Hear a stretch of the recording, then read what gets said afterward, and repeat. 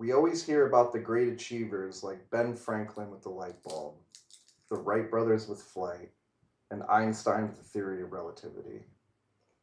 Who you probably haven't heard of is Lise Meitner, who created nuclear fission, Ada Lovelace, the first computer programmer, and Sybil Ludington, who rode 2 times further the distance as Paul Revere to warn about the British.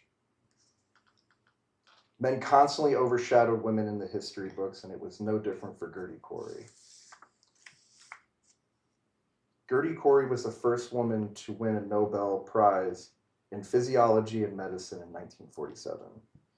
Gertie Cori's discoveries, particularly the Cori cycle, changed our understanding of the way the human body metabolizes carbs and had a lasting implications in medicine, more directly in treating diabetes. I'm going to discuss her early life and science achievements and obstacles as a woman in the scientific field in the 1920s. Before we dive into her scientific achievements, let me start from her beginning. Gertie was born in 1896 in Prague to a Jewish family.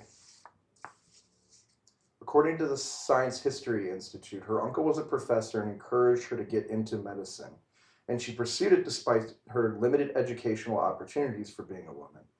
Gertie was able to overcome this gap by attending a prep school after high school, where she excelled and completed all of the coursework in just 2 years. She met her husband, Carl Cori, at a German university, married in 1920, and shared a lifelong passion for research, according to the Nobel Prize website.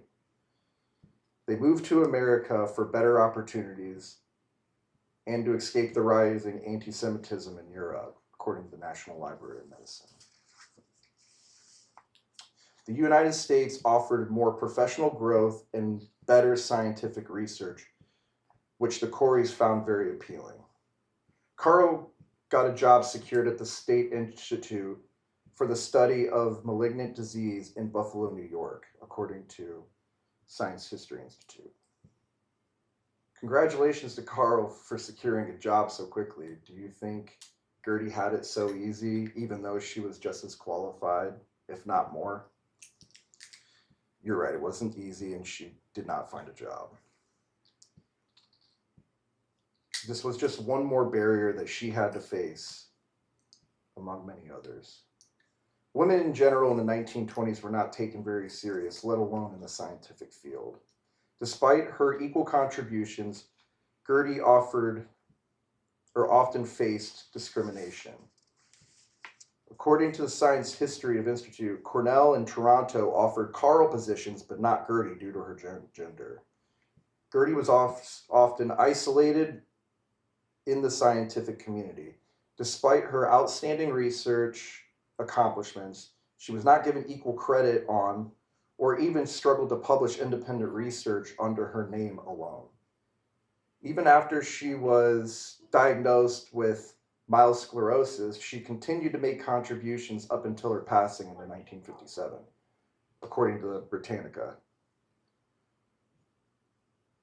She ended up getting a job as a research associate for 16 years at Washington University, only promoted after winning the Nobel Prize.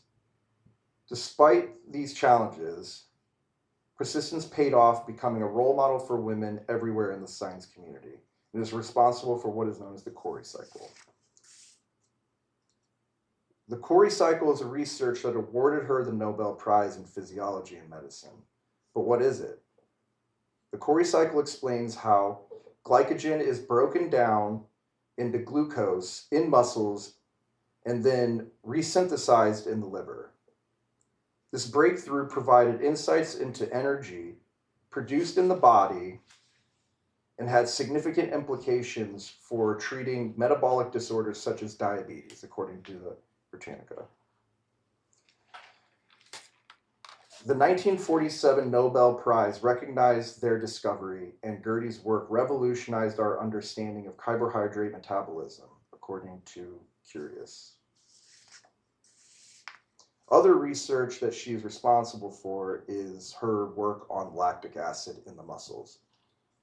the lactic acid in the muscles metabolism, how working out creates lactic acid in the muscle and it converts back into glucose in the liver, further expanding on the understanding on how the body manages energy under difficult conditions. These are just two examples of her contribution to science that would have been catastrophic if she was never heard because of something like she was a woman. From her upbringing in Prague to becoming a Nobel laureate, Gertie Corey's journey was marked by perseverance, brilliance, and passion for science. Her hard work was not only advanced biochemistry, but has also challenged the gender barriers, and she did not get the recognition that she deserved. Gertie Corey's legacy reminds us all that the pursuit of knowledge and passion can break down both scientific and societal boundaries, and we should never let anyone tell us we can't. Thank you.